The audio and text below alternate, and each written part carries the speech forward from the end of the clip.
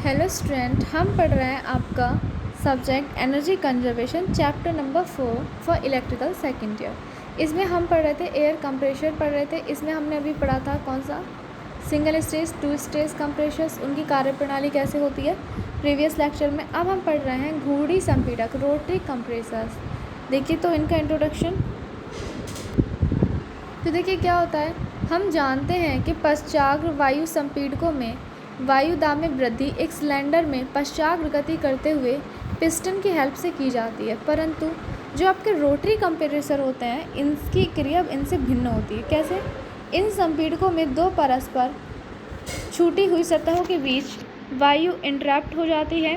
अवरुद्ध वायु पर सतहों द्वारा दबाव बनाने की क्रिया के फलस्वरूप वायु के दबाव में वृद्धि होती है और उसका विसर्जन डिलीवरी लाइन में होता है। तुलनात्मक दृष्टिकोण के पश्चाग्र संपीड़क की स्लाइडिंग प्रणाली के स्थान पर घूर्णी संपीड़कों में रोटर एक मुख्य अंग होता है जो अति उच्च गति पर घूमता है। इसकी गति 40,000 आरपीएम तक बढ़ सकती है। इस उच्च गति के कारण घूर्णी संपीड़कों को सीधे ही भाप इंजन या गैस टरबाइन के शाफ्ट से जोड़ा जा सकता है। किसी प्रकार की माध्यमिक गियर प्रणाली की आवश्यकता नहीं पड़ती। घूर्णी संपीड़क उच्च मात्रा में वायु की सप्लाई करने के लिए यूज़ होते हैं जो 3000 मीटर क्यूब पर एमएम की दर से अपेक्षाकृत निम्न दाब पर वायु की सप्लाई कर सकते हैं। फिर आपका नेक्स्ट घूर्णी संपीड़कों का वर्गीकरण तथा उनके प्रकार। घूर्णी संपीड़कों का वर्गीकरण दो प्रकार से होता है। पहला, पॉजिटिव डिस्प्लेसमेंट कंप्रेसर धनात्मक विस्थापन संपीड़क, अधनात्मक विस्थापन संपीड़क नॉन पॉजिटिव, या इसे ऋणात्मक भी हम बोल सकते हैं डिस्प्लेसमेंट कंप्रेसर। धनात्मक विस्थापन संपीड़क भी टू टाइप्स के होते हैं, roots blower compressor and crescent और वेन ब्लोअर संपीड़क। अधनात्मक विस्थापन संपीड़क आपके होते हैं centrifugal compressor and axial flow compressor. फिर हम पढ़ेंगे रूट्स ब्लो कंप्रेसर। ये हमारा किसका है? धनात्मक विस्थापन संपीड़क, पॉजिटिव डिस्प्लेसमेंट कंप्रेसर का टाइप है। क्या? Root blower compressor. देखिए रूट्स ब्लोअर संपीड़क क्या है? एक घूर्णी संपीड़क है जिसमें वायुमंडलीय दाब पर वायु प्रवेश करती है और कुछ अधिक दाब पर डिलीवर होती है। रूट्स ब्लोअर संपीड़क की रचना में दो रोटर होते हैं जिन पर लॉब्स बने रहते हैं। ठीक, ये क्या करते हैं? यह रोटर एक एयर टाइट केसिंग में दो शाफ्टों पर घूमते हैं, जैसे कि डायग्राम में दिखा देते हैं आपको। डायग्राम में देखिए क्या है, दो रोटर हैं। कौन सा? एक ये और एक ये। ठीक है, और क्या होते हैं ये?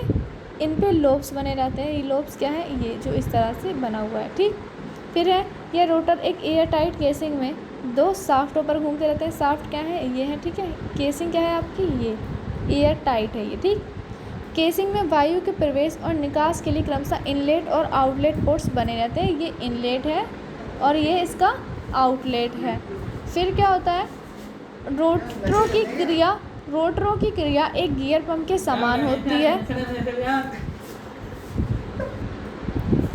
तो क्या होता है देखिए इसमें कि केसिंग में वायु के प्रवेश और निकास के लिए इनलेट और आउटलेट पार्ट्स क्या होते हैं? पोर्ट्स बने होते हैं। जैसे कि ये आपका इनलेट है और ये आउटलेट है। रोटरों की क्रिया एक गियर पंप के समान होती है। गियर की भांति ये आपस में मिलकर विपरीत दिशा में घूमते हैं। ठीक, फिर क्या होता है कि रोटर कई प्रकार के होते हैं, परंतु सभी प्रकार के रोटर में 2 या 3 लॉब्स होते हैं। उनकी क्रिया भी एक जैसी होती है, जिसके डायग्राम में दिखाया गया है।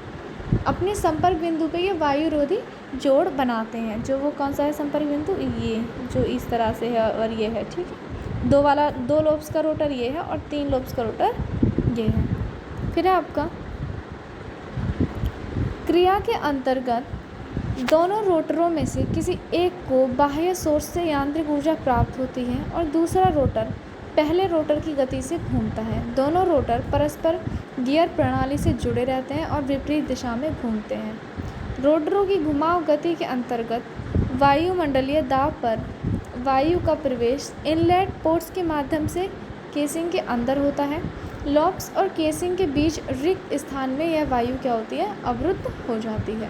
लोब्स की घुमाव गति के फलस्वरूप अवरुद्ध वायु डिलीवरी साइड में जाती है और आउटलेट पोर्ट से होकर रिसीवर में पहुंचती है।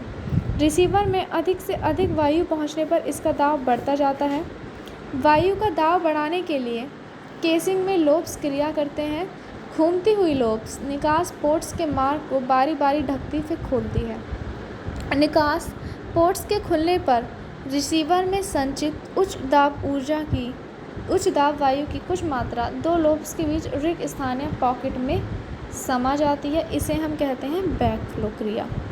रिसीवर के पॉकेट में आने के पश्चात यह वायु उच्च दाब वायु पॉकेट में अवरुद्ध निम्न दाब वायु के साथ मिल जाती है।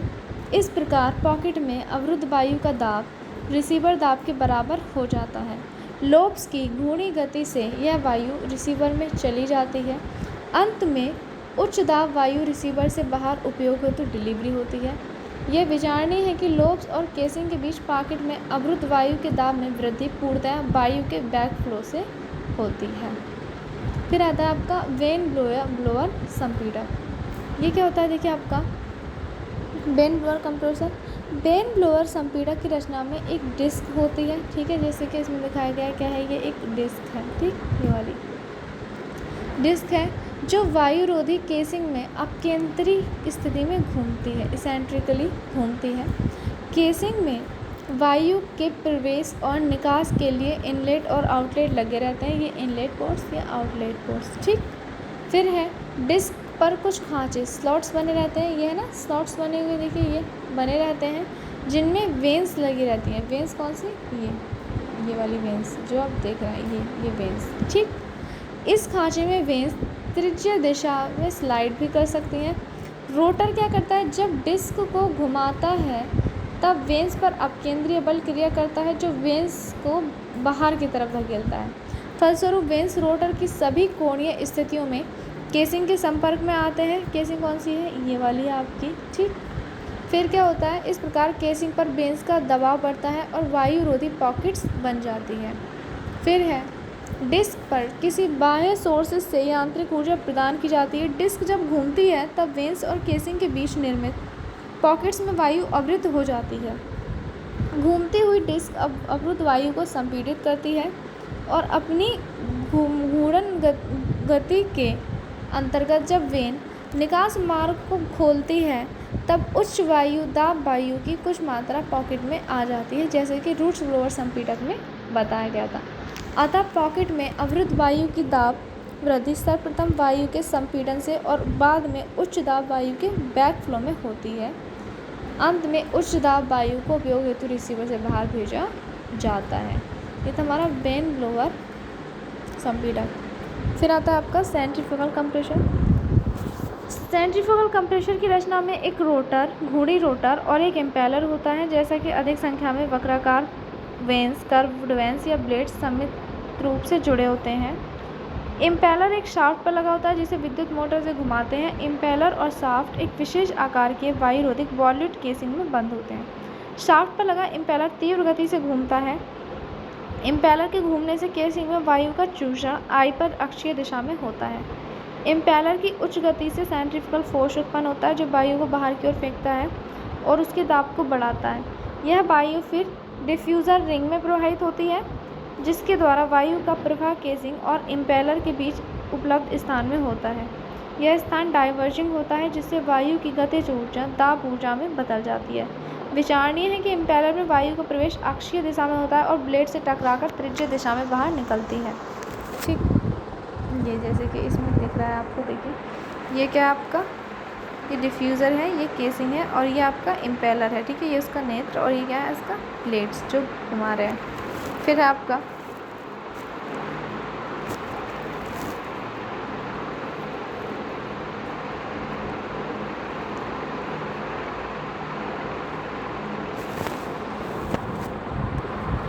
अपकेंद्री संपीड़क एक सिंगल स्टेज तथा मल्टी स्टेज होते हैं। अधिक मात्रा में वायु के विसर्जन और उच्च दाब वायु के लिए अपकेंद्री संपीड़क का यूज़ करते हैं। यह संपीड़क उच्च गतियों पर कार्य करते हैं। इनकी गति 20,000 से 30,000 आरपीएम तक हो सकती है। इनका प्रयोग अंतर्दहन इंजनों में सुपरचार्जिंग के लिए तथा गैस टरबाइन प्लांट्स में उच्च दाब वायु की सप्लाई के लिए किया जाता है। ये था हमारा क्या, अब सेंट्रीफ्यूगल कंप्रेसर। आज के लिए इतना ही। नेक्स्ट क्लास में पढ़ेंगे हम एक्सियल फ्लो कंप्रेसर क्या होता है और ये कैसे वर्क करता है। Thank you.